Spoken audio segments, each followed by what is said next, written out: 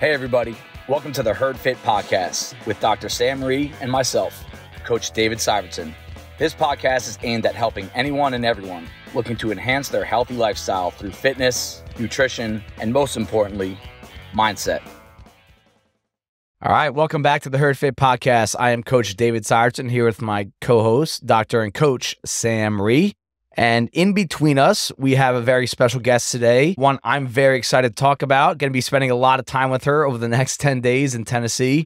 This is Bison Beast, Amy Edelman, who just recently qualified for the Legends Championship in Cookeville, Tennessee at CrossFit Mayhem. She finished top 5 in the online qualifier for her age group, 40 to 44. And we are going to eventually dive into the Legends Championship, the preparation that she's been going through.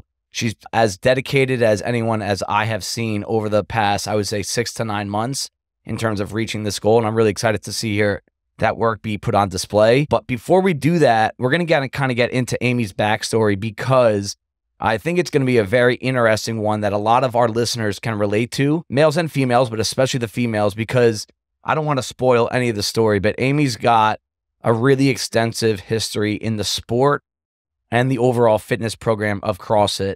And she has been on the top end of the sport in 2 different stages of her life, 2 completely different stages of her life. And I know there's a lot more to it than just those results. So I'm really excited to get into this. These are a lot of the things I don't even know about Amy yet. So I am going to be with you guys and just kind of going to listen as much as I can. I'm also coming off of being sick, so I think even better news for you listeners, you're not going to be hearing me talk much. This is going to be very much Amy and Sam. But Amy, welcome to the Herd Fit Podcast. We know you're not nervous at all. No, I'm not nervous, but thank you. It's great to be here. Yeah, that's awesome. So Sam, any opening thoughts? Because I think you and I are kind of in the same boat. You know, we've been with Bison for such a long time, and Amy kind of came in, I would say, a few years in. I'm going to kind of give some of the backstory on how she came in from my perspective at some point. I bring that up. She has not been here from the beginning, but she's been here a little bit longer than people think. And she's been involved in CrossFit longer than almost everyone here. And I think that's a really cool part of her story. Sam, any opening thoughts? Yeah, Amy's one of those people who, if you've ever watched her, I think we recorded and talked about one of your qualifying workouts. Probably one of the most impressive performances I have ever seen, and I think most people at the gym would ever hope to see, not in a professional setting. And it's funny because we actually have some people that we know in common just from your days back in New York City. Yeah. And I think your story's so interesting because it's going to me, it shows how a lot of the younger CrossFitters, when you first started, when the sport kind of came about, have progressed over the past decade and have found, how do you not burn out? How do you stay within the sport? How do you achieve even higher heights in the sport? We see a lot of people kind of do it for a couple of years and burn out. And you're someone who has gone through different life stages and actually done better now than arguably even at your peak when you were younger. Yeah. And I love hearing that because that gives me hope too. Some Maybe hope. in another 5 years, I might do better. Yeah. I mean, I definitely went through peaks and valleys and just needing a break, which I think I'll get into. Absolutely. Yeah. When we start. Yep. So let's get into what Sam calls your CrossFit start story, and just get a little bit closer to the microphone if you can, Yeah. Amy. Crank up the recording or two. Yep. And so your CrossFit start story, basically, how did you get into it? What led you to it? Again, I always think, these questions always get repetitive when we talk to people on the podcast, but I always think it's really important to know where you were prior to CrossFit, what got you into it. Yeah. Let's go there first. Yeah. So, I always played sports. Loved playing sports through high school. Didn't play in college, but I always continued being active and working out. Mm-hmm. Primary sports were basketball and soccer. Okay. And I played pretty much all year round in Okay. different leagues and things like that. And then Rolf and I were getting married. My husband Rolf were getting married in, I think, 2012. And I know it was 2012. And we were training with somebody at New York Sports Club. And he was a coach at a CrossFit gym. This was in Manhattan. Okay. And he was putting us through CrossFit style workouts in New York Sports Club to the extent that he was allowed. Yep. And then after we got married, we're like, why are we doing this here. Why don't we just join his CrossFit gym? Mm. So we joined there. That was I think in 2012, but probably like late spring, summer. Okay. And then I loved it. Like, I loved it. I got hooked on it instantly. I focused like a lot on Olympic lifting, and that was like my thing. And I loved it. And then I was working at United Healthcare at the time, and I was like, I don't think I want to do this anymore. I was doing health insurance. And then I quit, and I got a bunch of certifications, and I got hired at CrossFit 212, which I don't think is even open anymore. That was one of the OG gyms in the city, though, right? Yes, yeah. And the gym I was at prior to that was CrossFit Metropolis, which was definitely one of the very few in Manhattan. Yeah, at the time. Yeah. So I started working at CrossFit 212, and then we started training. I guess in 2014 is when I started working there, and we started training as a team. We kind of put together a team to hopefully go to regionals in the following year, 2015. Okay. So yeah, we did the Open in 2015, and I think it was a little different than it is now as far as team goes. Like, anyone's score could have counted for the Open. I believe that they kind of went away from that, and now it's back in that the entire gym can contribute to the score of your team. So like, example, Bison will have 250 people on our team this year. Right. Anyone can contribute to the score. Yeah. But if your team does advance, you have to have a preset. All right, these 2 guys, these 2 girls with 1 backup of each gender. Yeah. And it was the same then too, but you had to declare who was on your team literally the day of sign-in. Prior to the Open starting. Yes. Yeah. Nope. Prior to the first day of regionals. Okay. Yeah. So that creates some dynamics. Yeah. So it was obviously it was 3 girls, 3 guys that were going to be in regionals, but we had 4 girls, 4 guys. Okay. So like a backup, right? So at the time, shocker, I could not do ring muscle ups. Okay. And I think the regional workouts were released after the Open, and there were ring muscle ups in it, and there were strict handstand push-ups, both of which I could not do, which actually in 2014 was not that uncommon. Oh, for sure. Yeah. I can remember 2015, I believe, was the first Open ever where ring muscle-ups were at the start of a workout in the Open. Yeah. It was that one that had like 7 ring muscle-ups, 50 wall balls, 100 double unders, AMRAP 12 or something like that. And prior to that, it was always ring muscle-ups at the end of a workout, meaning, hey, you could be really fit, crush the workout, and if you got there, hey, you didn't get any, but that was kind of the norm. And that's why CrossFit programming back then was put the really hard stuff at the end of the workout only, because most of us could not do it. Yeah. So I remember the one workout that had the ring muscle-ups. If you couldn't do them, you had to make like 3 attempts, and then you could move on. Wow. Yeah. Really? And then you could move on to, I think it was power cleans. Okay. So when we were practicing it, it was fine because I would just fly around for a little bit, and then I would just move on to the power cleans and then do that. So there were obviously 4 girls, and then 2 of them were definitely in. And then it was me and another girl who was a little bit better at muscle ups, but I was better, I think, on barbell. Okay. So she had a skill. You had a little bit more fitness. Yes. Yeah.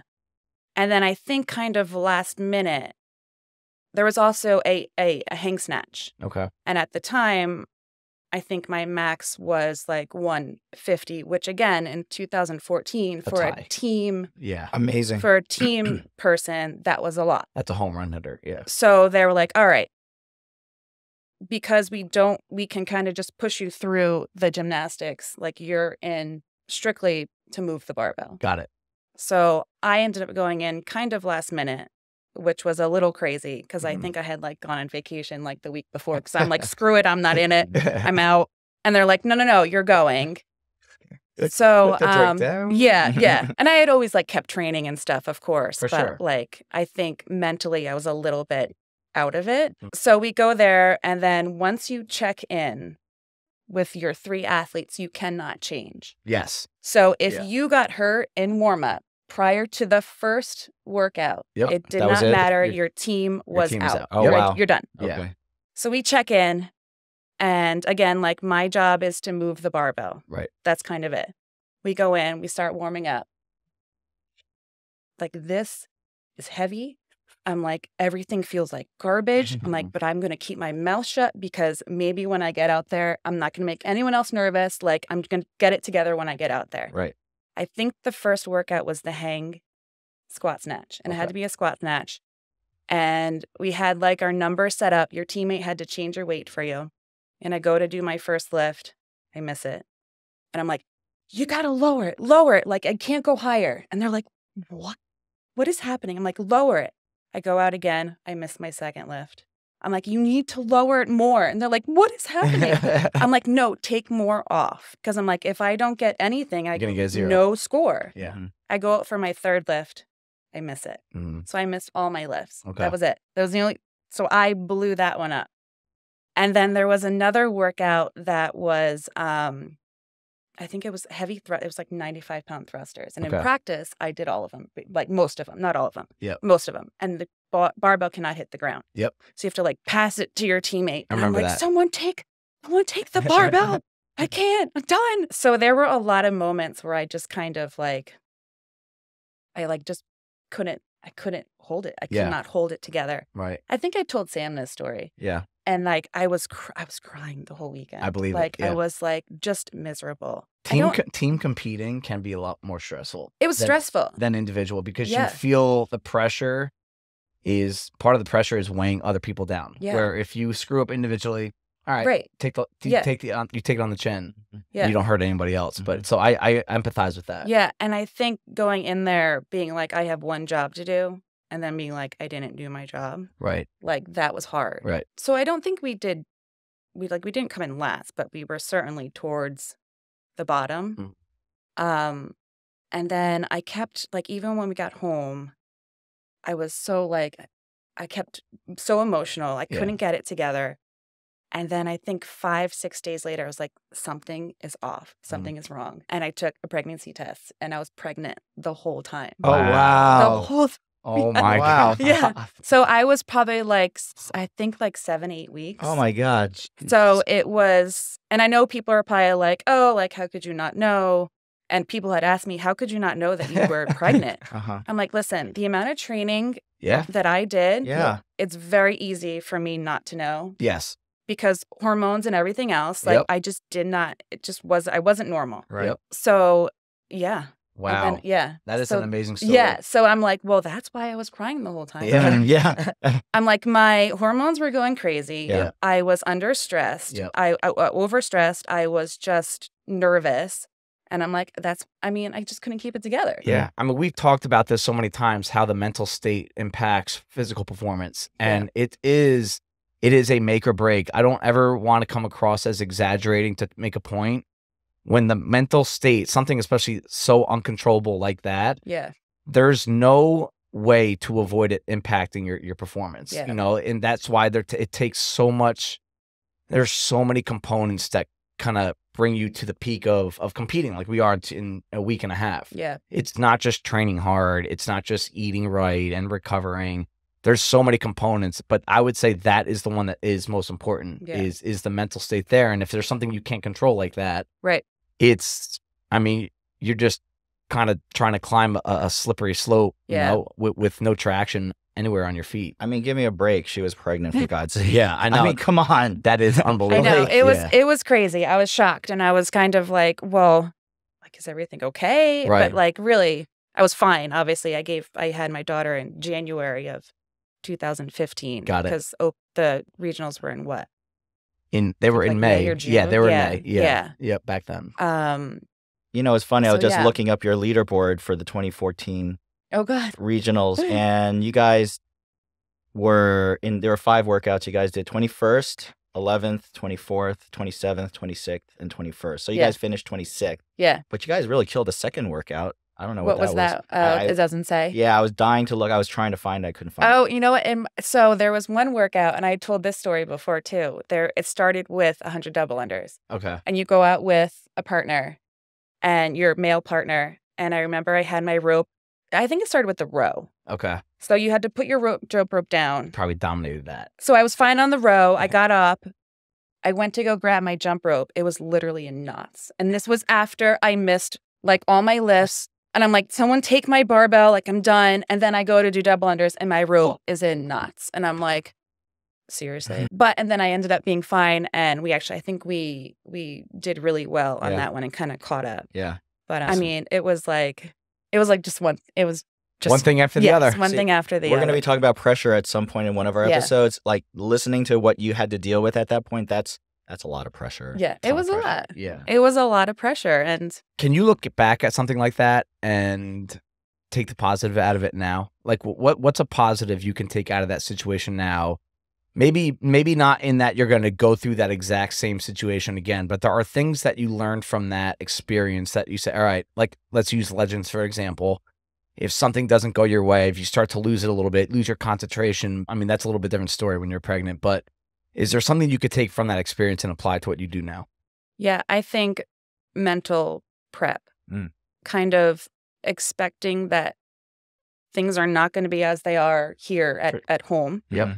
Right. And there were a few things there that were not, it was outside. We never trained outside. Oh, I forgot about that. That's right. We were in Manhattan. Like, we could barely run around the block. Like, you can't bring like barbells outside. All right. So I think it's kind of training and expecting the unexpected. Like, CrossFit 101. Things are going to happen. Like, you're not going to be comfortable. You're going to feel a little off at any moment or at all moments, because it's just, you're not on your normal schedule, routine. One thing, and Amy's done a really good job of this, prepping for Legends. I know we're going to get into more Legends talk soon, but one thing that we found out recently is that all of our workouts are going to be in the afternoon in Cookeville. Oh, I see. They're doing the older age groups in the morning and the youngers in the afternoon at night. And we're both morning people primarily. And we have made a point to, I would say at least a handful of times so far, that we're like, hey, let's meet at 2 o'clock, 3 o'clock, 12 o'clock, just to kind of get used to being awake for 6-7 hours. You have to get a meal in. You're going to sit around. You're going to get stiff. And now you have to go warm up and work out after, it's just out of our norm. And that's kind of what I would call mental prep. You can call it physical a little bit with the nutrition, digestion, all that. But mentally, what is it like to wait that long to get after it? And we both hate it. You know, like, I feel like every time we do it, we're like, this sucks. But, that's, I come in and I'm like, I'm ready for bed. I know. Like, it's getting ready late. for dinner and bed. Like, let's not a workout with the 50 thrusters in a row. And I think that's cool, kind of to see what she's talking about, put into practice, the mental prep, right? We have people right now in the gym training for a competition that they're doing next Saturday. And I love that they're getting after it, working hard, getting to know each other. And I hope that they are also mentally prepping. And knowing them, they probably are. Anyone that's partnered up with Dave L in a competition, you're going to be mentally prepped for the comp. Is he such a planner? Little things like not getting the pull-up bar you want, right? We talk about this at the gym sometimes, Sam, as coaches. Like, hey, you're not going to get the pull-up bar that you want. Like, go figure it out. You sound like a jerk sometimes, right? But if you are going to ever compete, you're not going to get the pull-up bar you want. You're not going to get the box you want. If you want to compete, stop getting the black boxes every single time. It just won't happen that way, right? So those are little things that you can do to mentally prep yourself for something big like what Amy's doing. And I think she's done a really good job of that. And I think that backstory is only going to help you. I hope so, because I do have a tendency to get nervous. For sure. I get very nervous. Yeah. And I think that is going to could be my downfall. I think. Yep. As long as I can keep that under control. Yep. I think I'll be okay. It's my nerves. You will. You're going to do great down there. You're so fit, and I think you're just a completely different person than you were back then. 100%. Like, you've been through so much. So you get pregnant. You have now 2 girls. That was my first. That was your first. Now I have 2. Yeah. So now you have 2. Yep. And that 2015 to 2020, 2021 window is when your start story with Bison was, I remember Scott Dowd messaged me, and Scott Dowd is a member of our gym and family friends with you guys. And he says, hey, I have a friend, Amy, that wants to come try CrossFit out. She used to coach at CrossFit. She made the games. And I don't know. And well, the funny part is, when Scott said that, I'm like, man, you know, he was still pretty new to CrossFit, Yeah. but he had like the CrossFit shoes and shirts. So like they Right. feel like they're really in it. Yeah. Right. And whenever someone, this has happened so many times over the years. Oh, I know someone that made the games. I'm like, oh, really? Let me see. You look them up. Yeah. Like, oh, they did a local CrossFit competition Right. down the road. They just don't know what the Yeah. games are. Yeah. But then, so I remember looking you up. I'm like, oh, she actually did go pretty far, like further than I ever went. And I was like, this would be really cool. And you started to sporadically come as a 10-packer. 10-packers, Yep. a membership at Bison where you don't come in as frequently as like a monthly member, right? The monthly unlimited. What kind of got you back into wanting to train at a gym again? So I had my younger one, Avery, in December 2017. So I didn't come in until after I had her. Okay. You've been CrossFitting at all since then? Yes and no. So after the regionals, I obviously had Olivia, and then I started training because obviously I went into my pregnancy very fit. Right. So I was able to come back after pretty quickly. So I trained again for the following open at a different gym in Brooklyn. Was with the intentional competing? Yes. Okay. Yeah. So that was with CrossFit Virtuosity, who had went to the game. Oh yeah, That's those guys big are time. high level. I think the year before. Okay. And like, I wasn't sure if I was going to even be on the team. They had one girl, I think, who was like hurt. And I was like, well, we'll see. Yeah. But we ended up not making it, and then didn't make it to regionals. And then I kept training there a little bit. And then I got pregnant with Avery. And then we moved here a month before she was due. Out so to we Jersey. moved out to here to in November, 17. moved here in December in 2017. Got it. So I had been like kind of CrossFitting between that time. Okay. And then I had a miscarriage before Avery. So I kind of scaled things back. Right. I thought I miscarriaged Avery, and I didn't, obviously. So I kind of like started scaling back a little bit more. And like everyone's like, no, whatever you do is fine. Like you're not gonna, nothing's your fault. But understandably, you're But still. I was still like, you know what? It's not worth it to me. I'm gonna keep working out, but I don't need to go super hard. For sure. So I started kind of declining then. And then, not declining, that's a bad word, but scaling it back. Yeah. Yep. So then moved here. And then after Avery was born, I think I came in once or twice actually to the old gym. Yep. With Avery. Yep. Remember that? Yep. And then I think it was, and then we built out our own gym at home. So I started working out there, and I kind of just got like into that routine of like, I have a newborn. It's hard for me to get out of the house. Right. I can just go downstairs Very and convenient. I'll work. It's very convenient. And like, I have no problem like working out on my own. Like I can somewhat push myself, but only so much. Like it's just a completely different atmosphere. Right. So I definitely wasn't CrossFitting as much. We got like a Peloton. I started doing like Peloton, but I would do like Peloton strength training, which I think helped me not lose a lot of strength. It kept your baseline high. Kept my baseline because it was like dumbbell. So I felt like that was helpful, like unilateral, like great. And then COVID, and then I really stayed home. And then I think one day I walked into my gym and I'm like, this effing sucks. And I think I like got emotional. I'm like, I need to get out of here. Yeah. I'm like, I need to get back into the gym. Human connection. With people.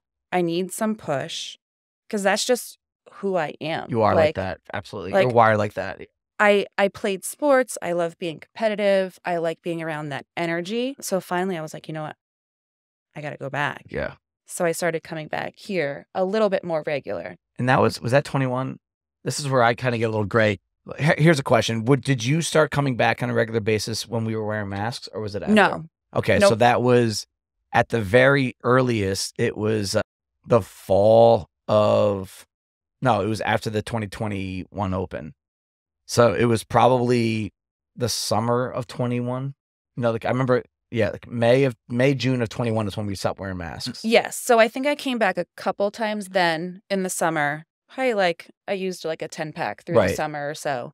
And then I started really coming back, I think, in the fall. Yeah. And then I had a really tough run with my kids and getting sick and like stomach bug, COVID, everything. And I literally could not get in here for like a month. Okay. And I think that was like all of January. Yeah. I want to say you came on my radar during last year's Open. Yes. In what was that, February? So this is March.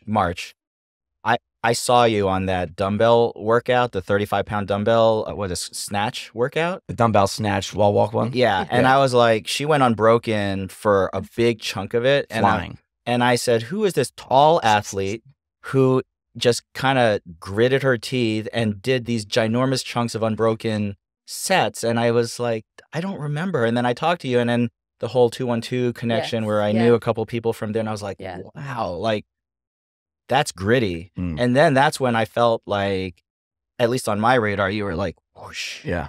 Yeah. So that was what, 2021? Yeah. Right? So 2022 is what he's talking about. Because your kid's getting sick, you kind of getting back out of that rut and then trying to come back into it. You did the Open, did very well, and made the quarterfinals. All right. The top 10% in the world in your age group, in the 35 to 39 group. Oh, really? So very, very competitive. At the very end of the 39. So you were 39 at the time? Well, so I will be 40 December 23rd. I see. So the cutoff for Legends is like a couple days after that. So I am literally the youngest that I could be. Perfect. Yeah, it's perfect. Yeah. So she'll be a young, but for the quarterfinals, what she qualified for, she was on the older side. Which is the most competitive division, the 35 to 39. So like that right away, like that's a good thing to bring up, Sam, because that right away kind of brings you into like, okay, we have something here. Like, not that we don't have something with someone my age making it, but it is easier as a 35, 36-year-old to make the quarterfinals in that age group. If you're 39 making that, you know that you're a year away from the next group. Is that when she showed up on your radar mentally? A little bit, but it was also the opening quarterfinal night where we did the CrossFit total together, all of us masters. Oh, right. And then we also did the 3 rounds of 20 toes to bar, 20 dumbbell snatch. Girls had to use a 50. Guys had to use a 70. And I remember watching her toss the 50 around like it was a paperweight, you know, just like chucking it back and forth. And, you know, I'm around the sport and the athlete so long that you look at Amy and she does not have the traditional dimensions of a I was about CrossFit. to say that. You're way longer and taller than most high-level CrossFit athletes that I've ever seen. I'm 5'10". You're 5'10". And like a very long 5'10". Your wingspan's probably close to 6'4", right? It's much longer than my body. Yes. Yeah. So, and I want to bring that up. That's important to know. We should have talked about this on our beginner episode, Sam. There is a body type that I don't want to say responds better to fitness. Like the fitness of CrossFit, every body type responds to it. All right. But competitive CrossFit, if you have short femurs, short thighs, and short forearms, you have a lot easier time in the sport. And I know that everyone short out there is going to be like, well, we have to do wall balls and rowing and box jumps. All right, you got 2. All right, you got 2. Just trust me on this. I know professional coaches, games coaches, they won't work with you if your forearm is past a certain length. And it's because you can get Amy moves as fast as anyone, but her movement takes longer than a lot of people because she has more distance to go. And here's a metric that if you guys ever want to see, because I look for this all the time. If someone puts their barbell above their head or they're in a handstand, right? For you YouTubers, look where someone's elbow is, right? See, like mine is well above my head, right? There are athletes, their elbow is in line with their ear. So they are literally pressing up. So whether they're short or tall, the distance that they are actually moving is a good 6 to 10 inches lower every single time on any set of overhead or handstand push-ups. If you don't understand how hard that is, go do a 6-inch deficit handstand push-up and then tell me it's the same as your normal handstand push-up. Now, there are different movements where Amy will have an advantage with her because of her height, but the fact that she's doing so well at her height makes it, to me as a coach, even more impressed that she is at this level. And I just remember watching some of what she was doing in the online quarterfinal, knowing that she really had not amped up her training that much yet. Yeah. That was just like fitness that got her there. And then since then, I'm going to stop talking because I'm starting to lose it. But since then, Amy has upped her training. So that was April.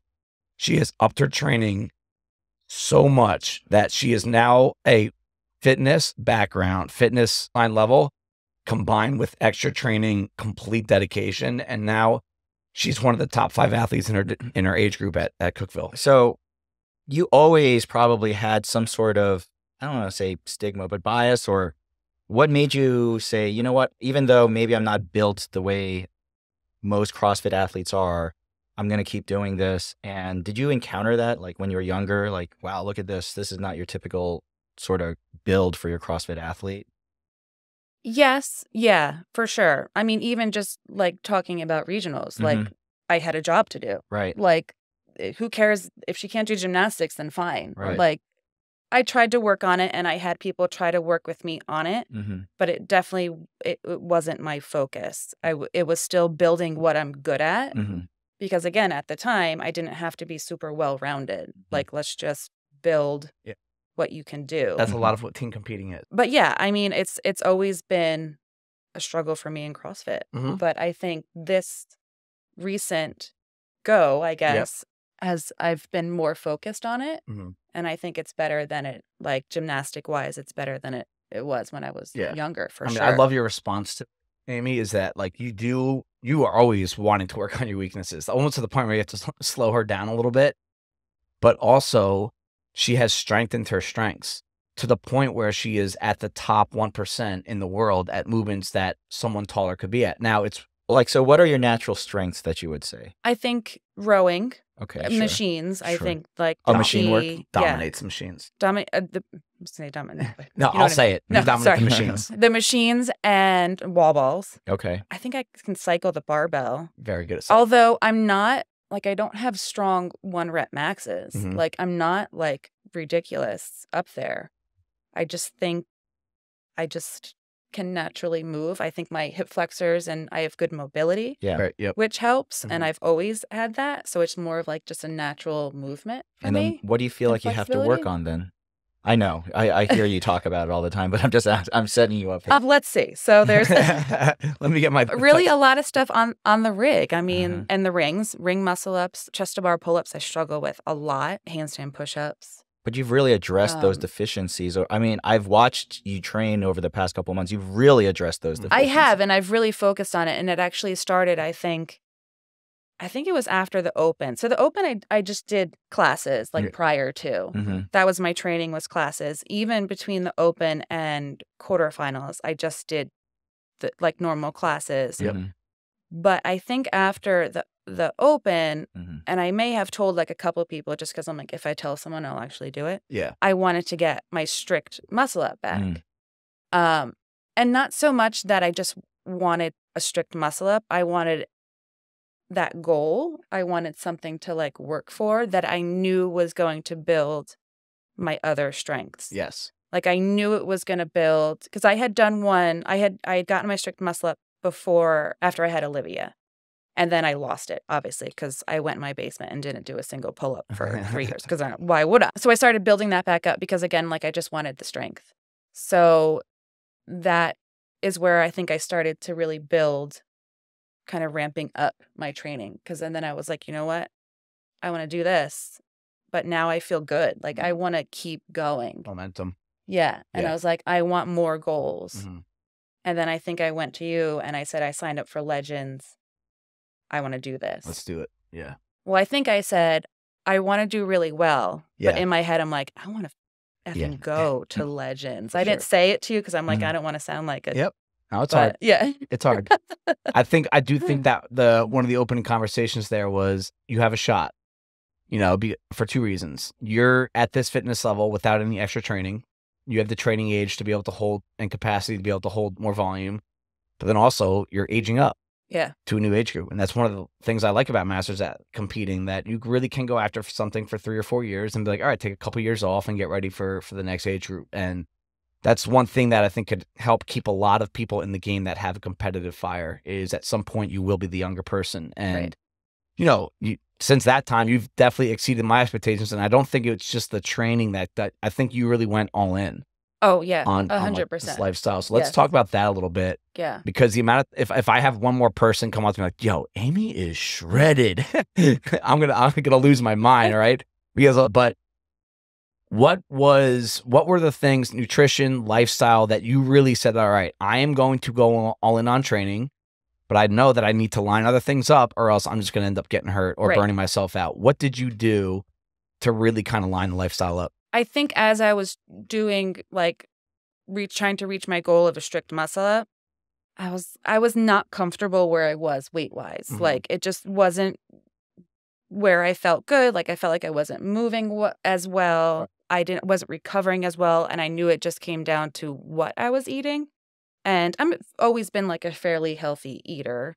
I eat well, but I never really looked into what I should be eating with what and when and things like that. How much? And how much. Yeah. So I think I had asked like 2 members, Kelly and Jenny. It's like, what do you guys do? Like, they're great athletes too. Yes. Yeah. So I'm like, what do you guys do? And they're like, oh yeah, we track what we eat and we do like macros. And I'm like, okay, cool. So I downloaded like that app and I kind of literally Googled like, what should I, like how many calories, what should my macros be? And I just played around with that for a little bit and just kind of found like a groove. And you've never done this before?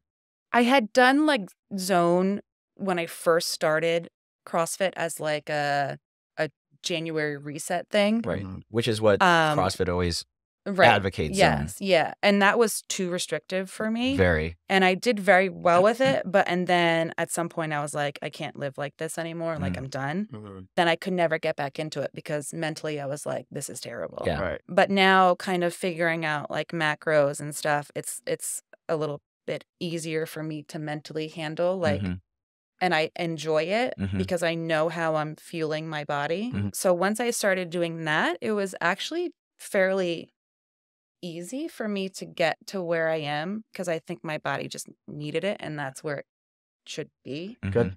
How much do you sleep? My sleep is not good. Yeah. Parenting. Yes. So I probably only get 6 to 7 hours a night. Hopefully not 7. terrible. It's not terrible, but I mean, I wake up at 5 pretty much every morning just because I'm like, I need a minute before my kids get up. Yes. A little grace. I can hear that. Yeah. So, I mean, I wouldn't say my sleep is great because even when I do get those, let's say 7 hours, which is a lot for me, it's a little interrupted. What about your prep and recovery? Immediately pre-workout, immediately post-workout? Because I think you're pretty diligent and disciplined with that. And I think some people need to hear it. Yeah. So pre-workout, like I used to when I was first doing it, be like, all right, let's go. That was it. Like, let's lift this barbell. Let's get this workout in. One, because I didn't have a lot of time because I was like doing in between classes and things like that. And it was a lot of training. But now I come in before class, I get on the bike and I make sure that I am warm. I have kind of the same routine that I do because I know that that's what makes my body feel ready. What is your routine? I always jump on the bike, the Airdyne bike, and then I always do pass-throughs, good mornings, and overhead squats. And I do 3 rounds at least of 10 each. I don't know why. It's just what just hits everything that I feel like I need. And then from there, I always make sure I roll out my calves and my Achilles because I feel like those are 2 things that always always will bother me. Yeah, if they flare up if you don't take care of them. Yeah. How long does it take you to do your pre-workout warm-up? Probably like 20 minutes. Okay. Yeah, she's here 20 minutes before class. Yeah. At minimum, I would say most times. Unless something happens with life. Right. Right. Yeah. And then if it's like, for Legends, I would come in even earlier. Yeah. Just that so that way, like if I wanted or someone was talking, I wanted to talk to somebody or I had to do this and do that. Yeah. I didn't feel like rushed. Overly rushed. Or out of sync with what I wanted to do. Immediately post-workout, you're pretty disciplined as well. Again, unless you have to, Run out. go be a mom. Yeah. Is there something that if time's not an issue, what is your preference on immediately post-workout? I always stretch. I always grab like the foam roller and I always I hit usually my calves and quads and whatever is like, okay, that's going to be flaring up later. Yeah. And I actually just started drinking just like electrolytes. Like I don't do any other like powders or anything I was like going to that. ask. Yeah. So you're not into any other supplements other than Mm-mm. just something that to add a little bit more hydration to your game? Yeah, that's it. I mean, I take like, multivitamins and Yeah, things like that. right. But no like proteins or Mhm. creatines or anything like that. Sponsorship opportunity. But yeah. So No stevia though. I was talking to him about Yeah. that. Oh, Oh, really? stevia. Why? Yeah. I just don't, it hurts my stomach Uh-huh. and I just don't find it necessary. Like I can handle a little real sugar. right. Oh, good. Yeah. How do you balance your family life and your kids with your training? Because I think a lot of us are like, I would love to do more and be more competitive, but and are you working as well at this point? No. Okay. So I think that's a big point is that I don't work. I stay home with my 2 kids who do go to school. So I'm very lucky that You have I have windows this. of time. yes. And You had to be patient with that though. Like Yes. you had to wait. That took a while Yeah. because They don't go to my school right away. right. And my younger one is only 4. So this is really the first year where she was in school more than like 2-3 hours. right. So this is the first opportunity you've really had as a Yeah. mom to Yeah. spend some time training. How I see your husband, he comes for all your Yeah. comp stuff, and I just saw him yesterday or the day Yeah. before with your kids. How important is it to have like a supportive group around you who are helping you? Because obviously it's hard by yourself. So Yeah. what is it that they do to help you like be a better athlete? Yeah. I mean, honestly, Rolf's going to be like, yeah, you gave me a shout. I mean, he really enables me to do this. Mm. Like I come in here on Sundays That's for huge. hours Mhm. and Saturdays for hours. And then if I'm like, hey, I got to go in the afternoon, can you make sure you're home with the kids? It's like, Yeah. sure. Yeah, there's been a lot of Um, times where, we've had to plan, and we've tried to up our training together over the past couple months just because, it's always good to have someone next to you and kind of compete a little bit. But, my schedule's all over the place. I've had a lot of different things going on lately. So I'm like, Amy, can we move this to that? I'm always nervous to ask her. She goes like, yeah. Sure. And I know that's not just her that's saying No. yes. Like there's a very supportive system 100%. behind her that is enabling that. And Yeah. I think that it's a huge deal that, we talk about this with Ash all the time. It's not the most fun thing to be kind of married to, paired to, because there are certain times of the year where it really does take priority. Yeah. And if you don't have that support system behind you, it's almost impossible, I Yeah. would say, to Yeah. really kind of put all your effort into it.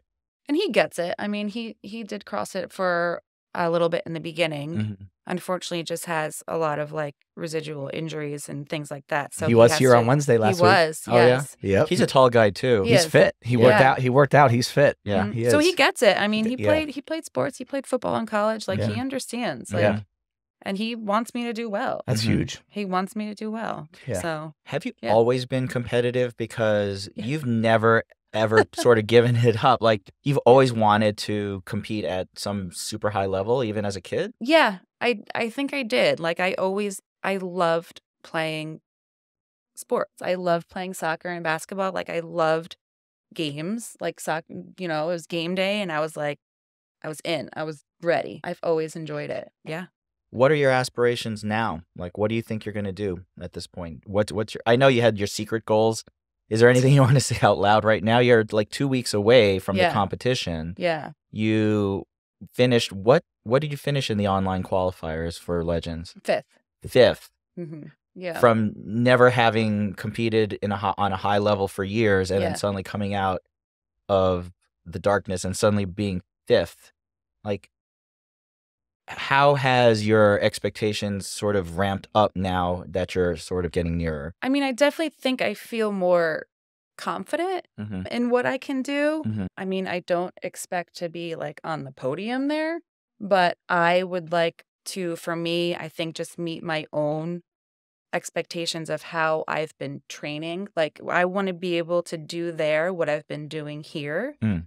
and walk away being like, that was what I could have done. Mm. That was it.